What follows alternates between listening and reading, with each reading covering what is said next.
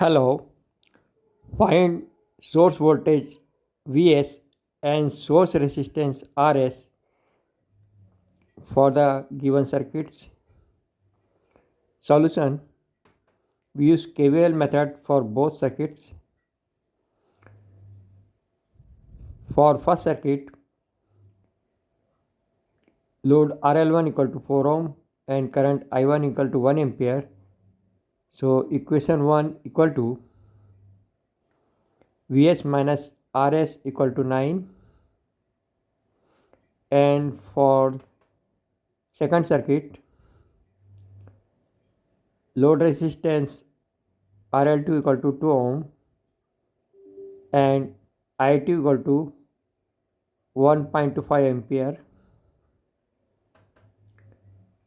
So second equation 2 equal to Vs minus 1.25 Rs equal to 8.75. After solving equation 1 and 2,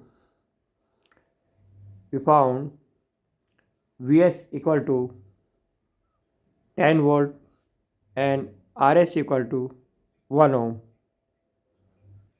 Okay, thank you.